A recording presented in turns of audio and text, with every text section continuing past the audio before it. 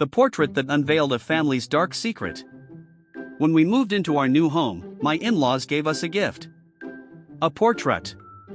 They said it was a family heirloom. I didn't think much of it at first. What's the harm in hanging a portrait of an old relative in your new house? But as soon as I set eyes on that painting, something felt off. And the more I looked at it, the more I realized the dark truth they had hidden, right there in front of my face. It all started 2 years ago when my wife and I bought our first house in Charleston, South Carolina. Nothing fancy. A quiet 2-story house with white siding and a porch swing I'd put up myself. I was proud of it.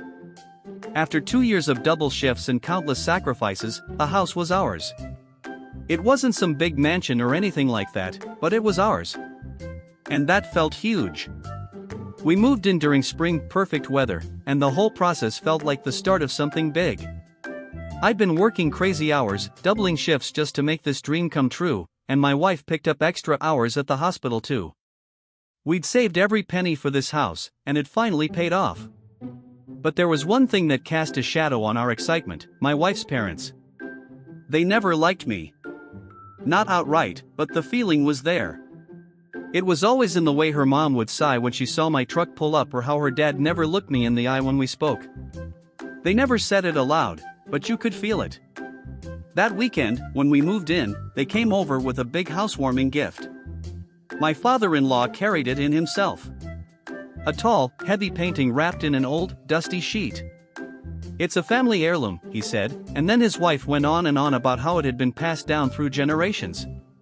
How it was supposed to stay with the new head of the house. I thought that was weird, but I wasn't about to make a scene. We uncovered the painting, and that's when everything shifted. It wasn't just an old portrait, it was an eerie, creepy painting of a man in old-fashioned clothes. The kind of painting you might see in a museum or a high-class mansion with spiral staircases. The man had sharp eyes, a stern mouth, and an expression that made your skin crawl. Her mom said his name was Elias Whitmore, an ancestor on her dad's side. At first, I didn't think much of it. I hung it in the hallway across from the stairs, trying to be polite. But every time I walked past it, I felt like the man's eyes were following me. The uneasy feeling that wouldn't go away. Weeks passed, and that uneasy feeling didn't go away. It wasn't just creepy, it was unsettling. Something about it felt wrong. The lighting in the painting didn't match the way the man's face was angled, the shadows were all off. His clothes didn't look as old as they should have been, and the worst part? His face. There was something disturbingly familiar about it. One night, I was home alone. My wife was working an overnight shift at the hospital. I was halfway up the stairs when I froze. I stared at that damn portrait.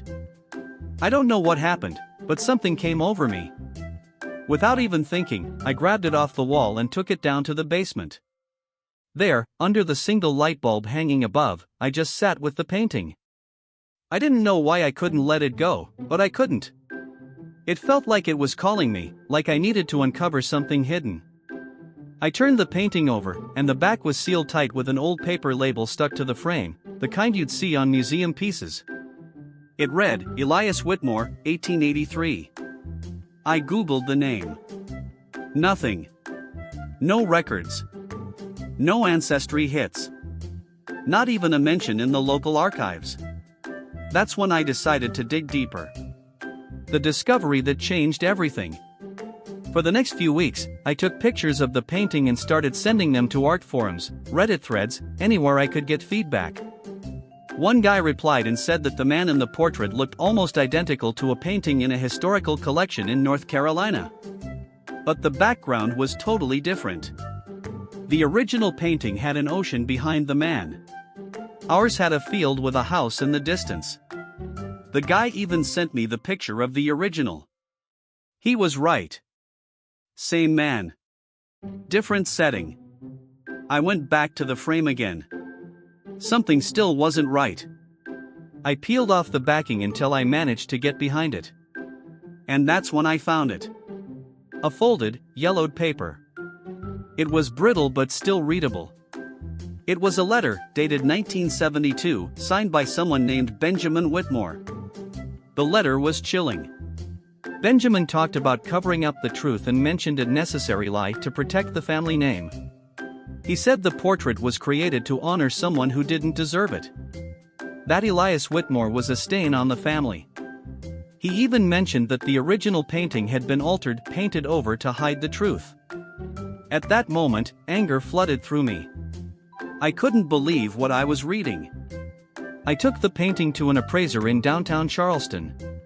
The guy had a small shop filled with dusty frames and old furniture.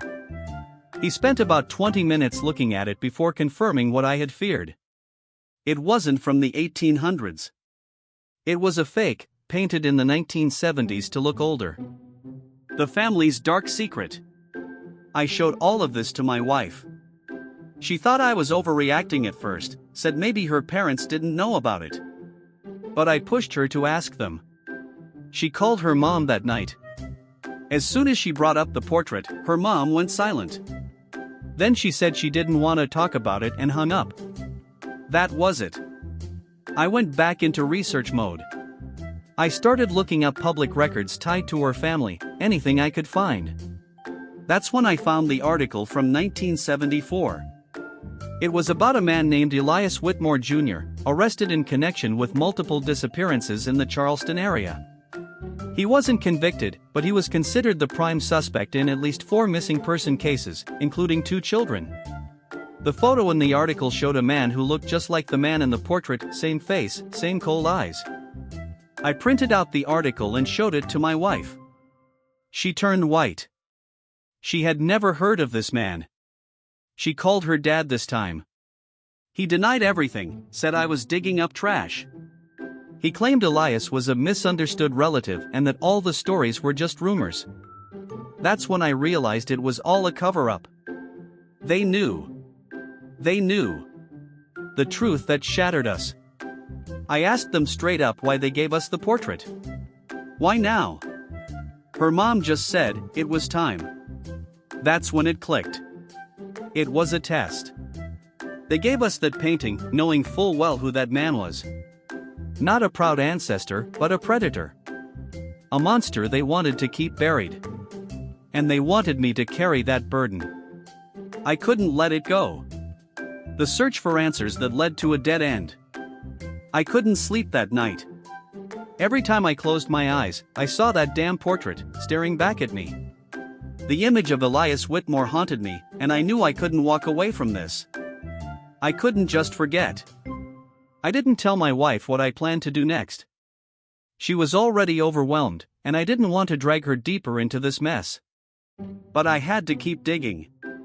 Something inside me told me I was onto something bigger than just a family heirloom. I started searching through old case files, police records, anything I could find related to Elias. I took time off work, told my boss it was family business. The truth was, I couldn't think of anything else. I needed to know who this man really was, what had happened to him, and why my wife's family had kept his legacy hidden for so long. The deeper I dug, the darker the rabbit hole became. I found more mentions of Elias Whitmore Jr. in local archives, accidents, arson, missing persons reports. They were all closed cases, sealed away by someone who didn't want anyone to remember. The name Elias Whitmore was scrubbed from public history, wiped clean like he never existed. But here's the kicker, I found an article about a family photo taken during the 4th of July parade in 1971. It was a simple photo, showing families watching the parade, but when I looked closer, something made my stomach drop. In the background, there was a teenage version of my wife's dad. He was standing just behind Elias Whitmore. Smiling. Like they were family. I compared it to a photo in the wedding album my wife's parents had let us borrow when we were planning our own wedding. There, off to the side, was a man. His face was cropped halfway out of the shot, like someone didn't want us to see him. It was Elias Whitmore. He had been at their wedding. He had been there, smiling, standing just like any other family member. My wife saw the 2 photos when she got home from work. She picked them up slowly, looking at them for a long time, before she sat down at the table. "What do you think they're hiding?" she asked. It was the first time she allowed herself to truly believe something wasn't right. That her parents hadn't just lied to me, they'd lied to her, too. And then she told me something I'll never forget. Sometimes people make monsters, she said. And sometimes families keep them as pets. That comment, strange, unsettling at the time, suddenly felt like a confession. It was as if she'd known all along, but just couldn't put the pieces together. She had been blind to it, just like I had been. And now we were both stuck with the weight of the truth. The final warning. The next day, things escalated. I was sitting at my desk, looking through more case files when I got a call from an unknown number. I picked it up expecting it to be a telemarketer, but instead, it was her dad. His voice was calm, too calm. "You don't know what you're playing with," he said. "Some things are better left buried." I didn't answer him. I didn't need to. I hung up, and that's when it hit me. I was in over my head. I had uncovered something dangerous. Something that my wife's family had been hiding for decades. And they weren't going to let it slip away without a fight. That night, when I went down to the basement to grab the portrait, it was gone.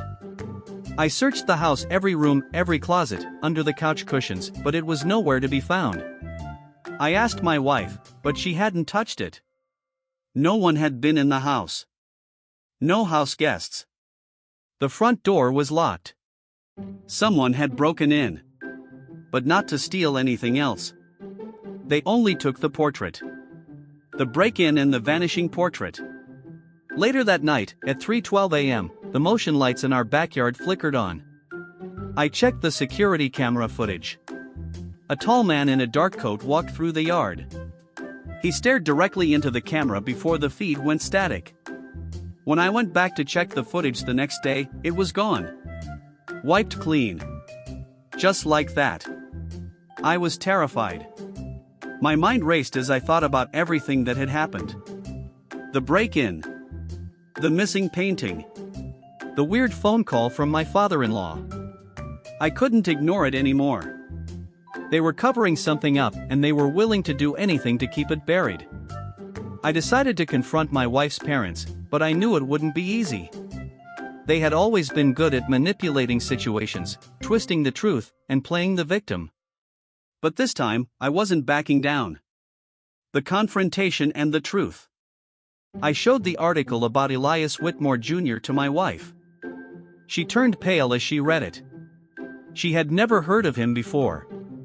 She called her dad, but this time he didn't deny it. Instead, he just told her, "It's time."